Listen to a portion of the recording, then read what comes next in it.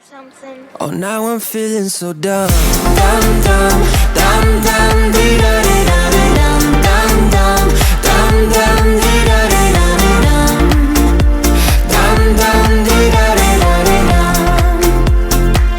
dum. Hello everyone, this is Angela and welcome to my channel, Angie the ENTJ. Please be sure to like, subscribe, comment, and to click on the notification bell so that you'll know whenever I upload any new content. So, y'all, this is part 2 of a series that I'm making called We Roar.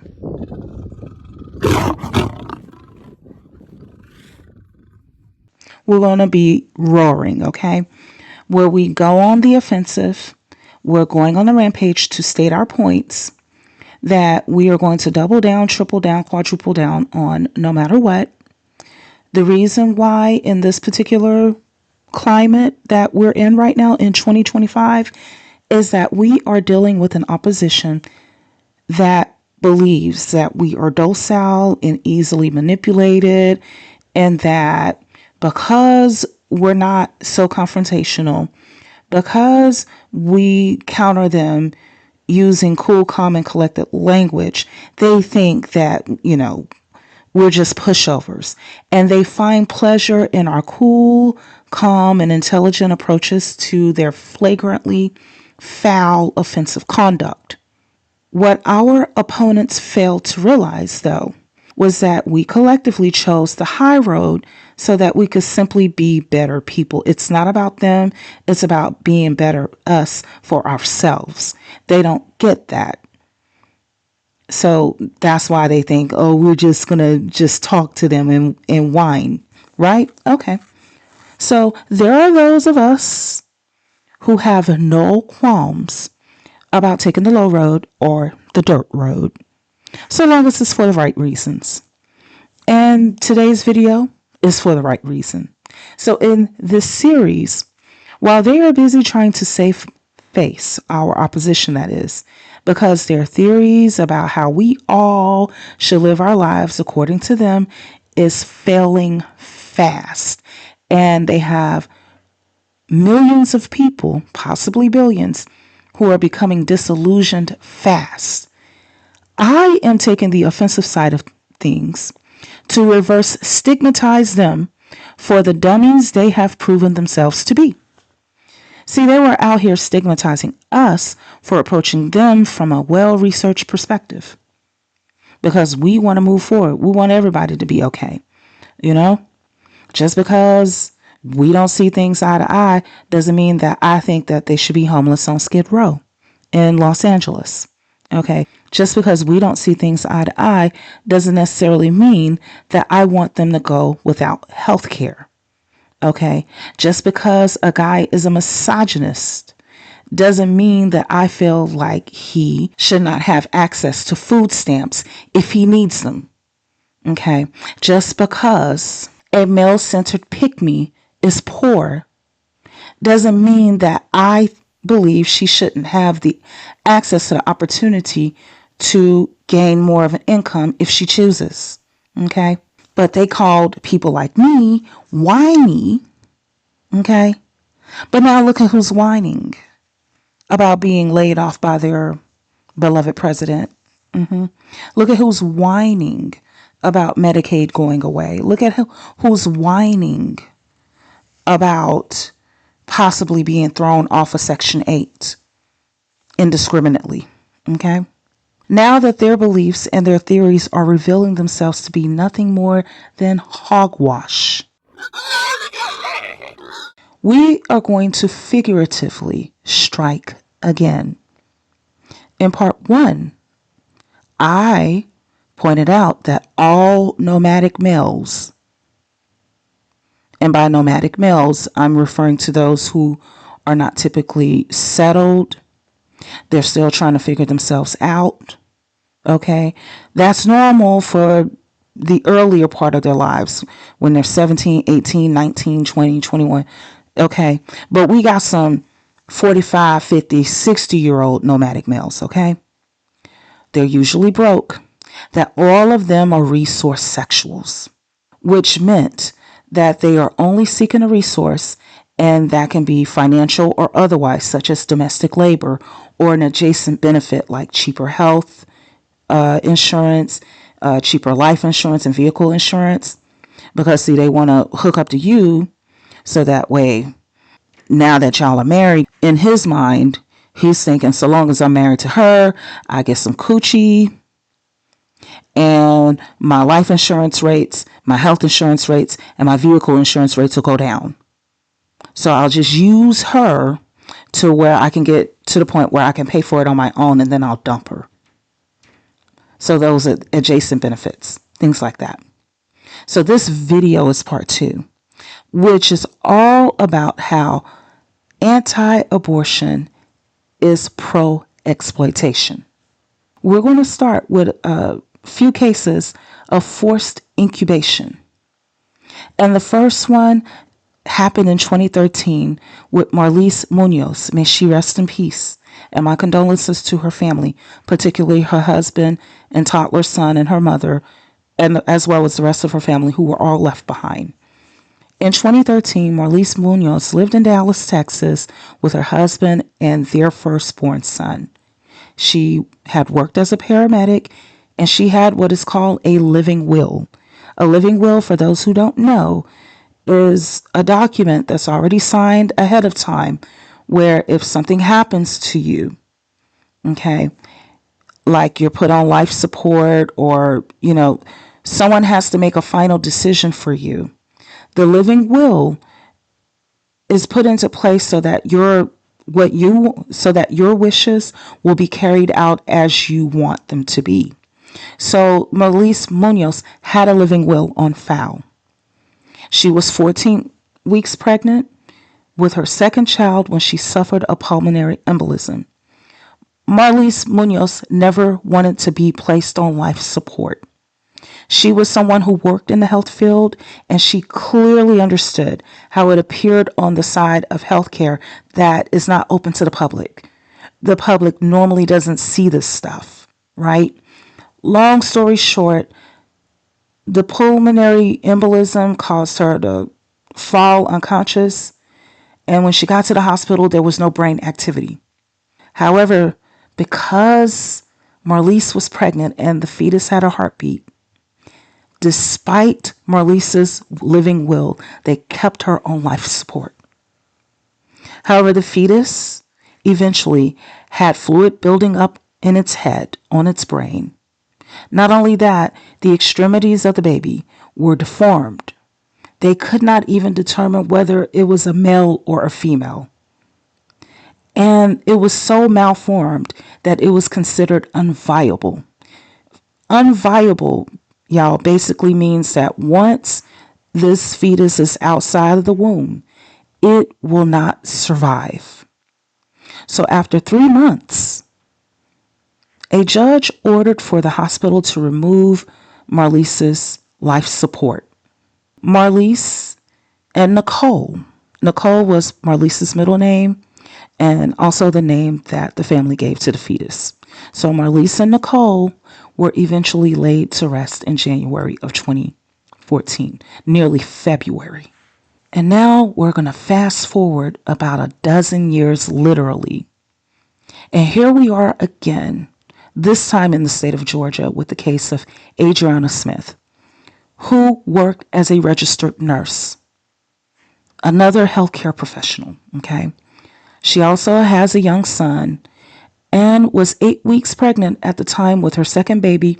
When she began feeling headaches, she went to the hospital for help. They turned her away. The next time, she was in the hospital with blood clots forming on her brain. It unfortunately led to her being declared brain dead. However, similar to the case of Marlise Munoz in Texas, Adriana Smith is being forced to remain on life support due to the pregnancy. She is currently 22 weeks into the pregnancy, and similar to the fetus of Marlise Munoz, the fetus of Adriana Smith has fluid building up on the brain. If I had it my way, y'all, I would just magically abracadabra and bring Marlise back to life along with her baby Nicole, as well as bring Adriana Smith back from being brain dead along with her baby, who I believe they've named Chance. I would want the baby to be born healthy. Okay? However, the reality is that Adriana Smith has no longer been with us for the past 14 weeks. The only thing that is keeping her alive right now is the electricity and a bunch of machines. I hope that a miracle can happen for Adriana Smith that will bring her and her baby back from the brink of what we all know to be certain. However, the reality is that the chances are high that they will both not make it. And that is to talk less about who the heck is going to pay these bills. Life support can range from $5,000 to $10,000 each day. That's anywhere between $150,000 to $300,000 per month. Marlise Munoz was on life support for 3 months. So that is a smooth $1 million back in 2014. Currently, at the time of this video, Adriana Smith has been on life support for more than 3 months. So that's well over $1 million. The average American does not have $1 million lying around. So that means that the community, aka taxpayers, have to foot the bill. And listen, as a taxpaying citizen, I personally do not mind it at all having a universal health care scheme that can cover the health expenses of all Americans. However, both Texas and Georgia are federally dependent states, meaning that they take in more federal funding than they generate. So how is it that these states that are reliant on federal funding primarily from blue donor states to supplement their operations within their state, they rely on blue states like Massachusetts, like New York, like New Jersey, Washington State, California, and so forth? How are these red dependent states making decisions? They do not generate enough income in order to afford to pay. See, New Mexico is a blue state that is also a dependent state. But by contrast, at least they are also attempting to come up to speed with the 21st century. In New Mexico, women have full bodily autonomy. In New Mexico, they offer free college education. They're offering free childcare and so forth. However, these dependent red states are up here running up tabs they cannot afford. Stuff like this is why the U.S. has a nearly $37 trillion deficit. But I digress. Going back to the reasons why we are taking an offensive stance, and we are going to roar about how anti-abortion is also pro-exploitation. As we have observed with the forced pregnancy incubation of 2 brain-dead women who are forcibly staying hooked up to machines for months at the cost collectively of millions of dollars simply because they are pregnant, and the fact that the fetuses in both cases had fluid building up in their brains. We are also moving forward dealing with the forced pregnancy incubation of RAPE victims. Rhymes with grape. Take off the G. Okay. Such as the 13-year-old girl in Mississippi who was R-worded by a grown man when she was a 12-year-old 6th grader. And she was forced to give birth as a 13-year-old 7th grader. And she was not alone, because there were 64,565 girls and women who were R-worded, R-A-P-E-D, they were R-worded and forced to give birth. And on a side note, 26,313 cases of these RAPE pregnancies happened in Texas. That is more than 40% of all of the cases in the entire nation where girls and women were violated, impregnated, and forced to give birth. So what is going to come of these girls and women after it's all said and done? They were violated into pregnancy by a man, obviously. They were violated into giving birth by laws predominantly written by males. What is going to happen when you have a 13-year-old girl who is not old enough to sign a contract having to raise another child to adulthood at the cost of over $300,000 over a period of 18 years? Yes, that is the average cost to raise a child in the U.S. Well, desperation typically sets in. And this is how child labor begins. Because this is what we're roaring against. This anti-abortion means pro-exploitation. So when you have a young mother who the dad is locked up, so he's not given an income. She's on her own as a single mom. And she has to pay the cost of $300,000 over 18 years. Okay? When that child is old enough, some will send their children to work. The same stuff that we are seeing today happened over 100 or more years ago, where 5- and 6-year-old children were sent to work in factories in order to earn their keep, as if they had a choice in being born, as if they had a choice in their dad violating their mother and creating them, or in terms of slavery, where they were sent to work without compensation. In contemporary times, and as we are speaking, we are seeing an uptick in workplace accidents involving children, and states that have anti-abortion laws are also trying to fill job vacancies left by the people they deported, and they're trying to do it by employing children. So they want to steal the future of the children and keep them in a mind-numbing profession that's making money for the elite. That's why I say anti-abortion is pro-exploitation. Another desperate move by parents who cannot afford their children is to sell them. Selling children has been happening for millennia. And this picture that we're seeing right now is of a mother named Lucille Shelifo, who she is shamefully hiding her face because she felt like she had to place her children up for sale in 1948 in Valparaiso, Indiana. And oh, by the way, Lucille in this picture is also pregnant with a 5th child. And here we are in 2025, and Indiana is currently an anti-abortion state, by the way, with potholes that would jack up the axles on your cars. They look like manholes. It's unbelievable. I've never seen anything like it in my life. Local drivers like Joseph Ray Bratcher say central Indiana potholes are some of the worst they've ever seen. I'm sure they got to do something. It's just really bad. I've never seen nothing like it. He says a pothole almost took him and his motorcycle out just yesterday. I hit one yesterday and thought I was going to be riding in one of them. To date, Indy DPW tells us more than 10,000 pothole complaints have been filed in the city. 6,900 of those still need fixing.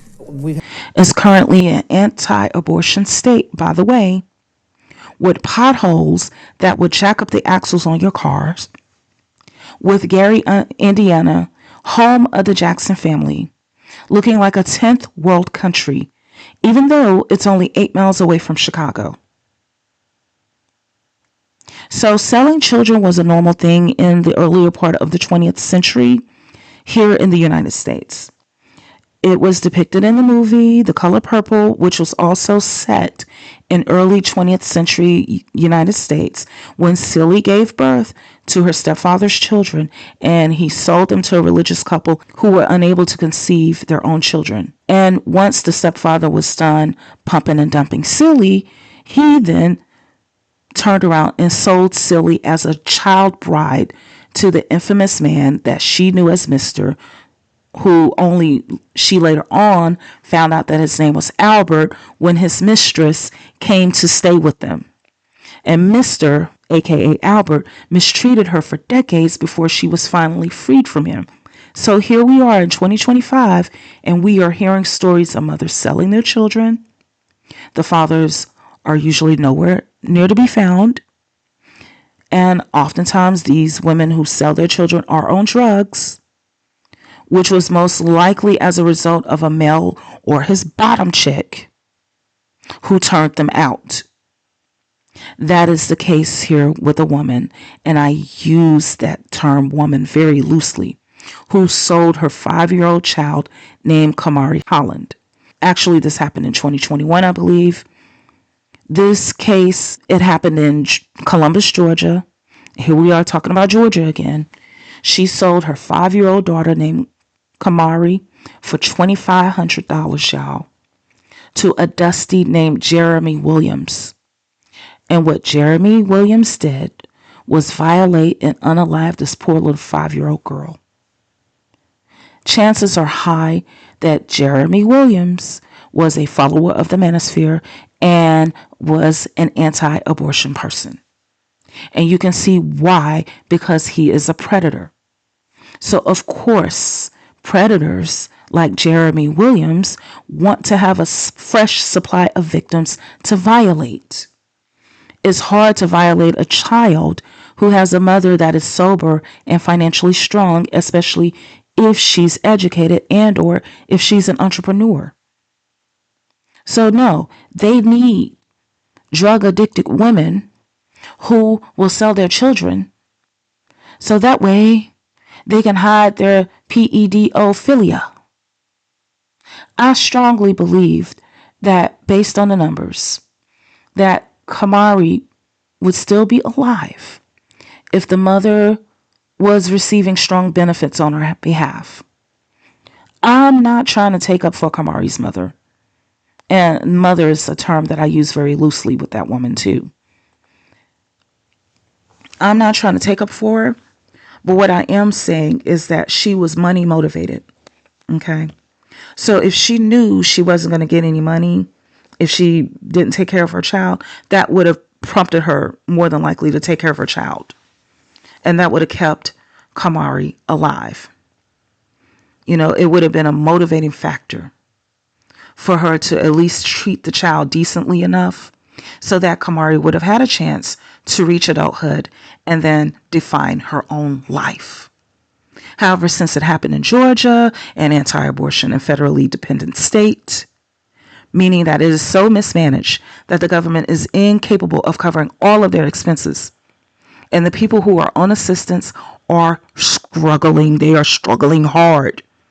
It provides the conditions that will give more rise to more Kamari Hollands happening.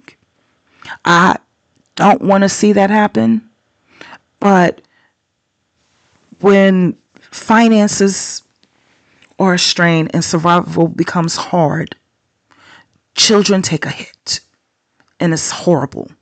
I have been to and through Georgia countless times, all over. I have seen men walking on the pull-off lanes on the interstate because they do not have cars and public transportation does not go to where they live. I've also seen it firsthand where there are men panhandling in rush hour traffic where the cars are going very slowly directly on the interstate in Atlanta. And that's not to mention the water boys posted up on interstate exits like in Decatur on the Panola Road exit, not too far from Snap Fingerwoods Drive. I think it's a Waffle House nearby. Okay. So going back to the reason why we are roaring against anti-abortion measures. And we are going to go ahead on the offense and say that people who are anti-abortion are automatically pro-exploitation is because it leads to forced incubation, it leads to child labor, it leads to the selling of children, which can also lead to the prison industrial complex.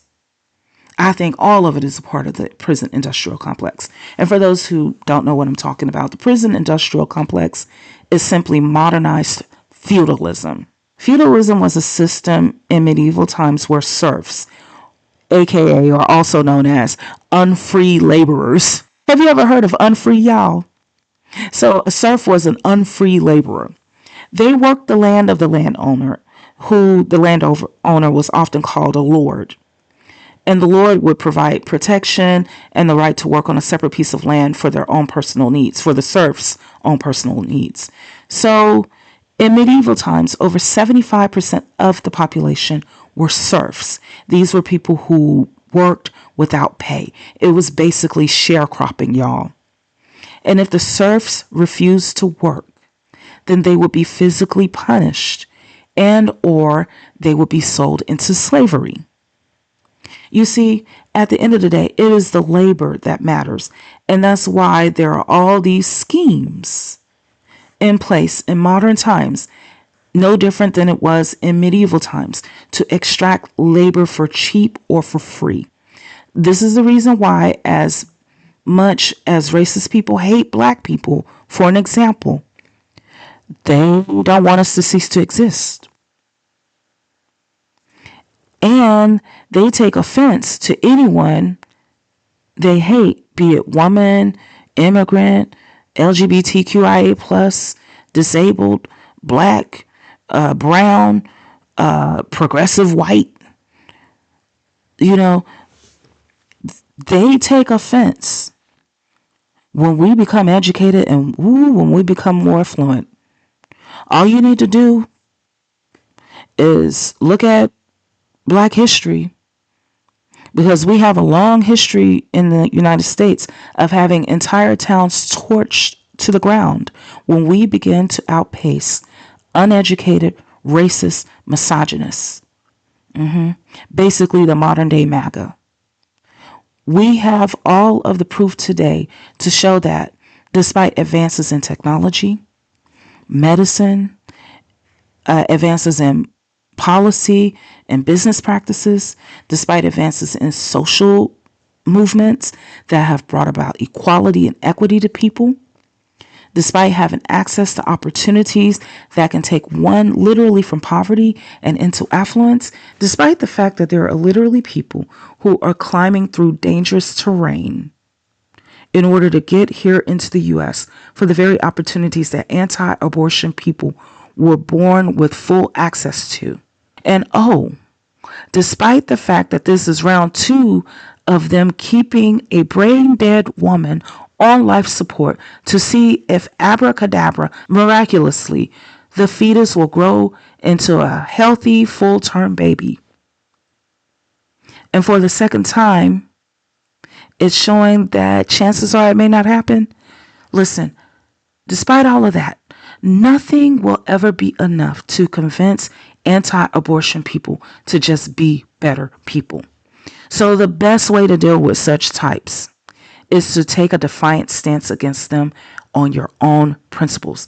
And it appears as this: if you are anti-abortion, in my world, you are automatically a supporter of forced incubation.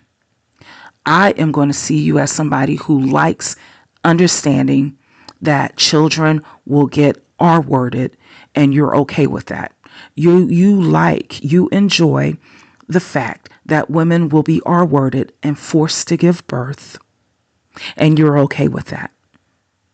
You support forced births. You support child labor. You look forward to children being sold off.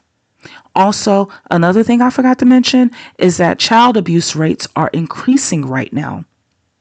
So, anti-abortion people also favor having abused children. Whenever I see an anti-abortion person, I see someone who is most likely poor. They are anti-education. All you got to do is look around. Places like New York, New Mexico, they got education for free for their population. But look at these red states. Education through the roof. So they are anti-education. They are criminally minded and probably perverse in some type of diddy way. I see them as people who raise their sons in particular to be resource sexuals. Like what I talked about in part 1 of the series. Resource sexuals, like your hobosexuals or I call them token sexuals. They buy you a dozen roses and they want you to just take it all off and do it right then and there just because they gave you a token. Because anti-abortion supporters have a hard time seeing women and children, as well as just people in general, as human beings. And they pass those ideologies in particular on to their sons. Then their sons come out into the world and they see dating as a way to secure resources for their own agendas and not as a way to form partnerships based on mutual respect. They're not interested in forming intact families. They're just looking to gain resources. And you don't have to believe me. Just look at the places that are anti-abortion in the United States. And you'll also see a correlation of their dependence on federal funds because their own state cannot generate the income needed to take care of their own expenses. So what happens? The dependent states have to get supplemented by the pro-choice donor states. The anti-abortion dependent states have to become supplemented by the pro-choice donor states. It does not matter if it is a dusty male who is on a date or an anti-abortion dependent state. They all have the same resource sexual, exploitative, criminally minded behavior, which is why we are roaring that anti-abortion is pro-exploitation. And the reason why is because exploiting people and manipulating access to resources is the only way that weird and creepy males can get access to a womb and have children, some of whom will grow up to become creepy and weird too. And yeah, I know I said something about the males, but listen, pygmies, I got you in mind too. There's things wrong with you too. It's more pronounced in the males, but I'm not excusing you either. If you anti-abortion, I see you through the same lens. And on that note, that's all I have to say for now. Please be sure to like, subscribe, comment, and click on the notifications bell so you'll know whenever I upload any new content. Take care until next time.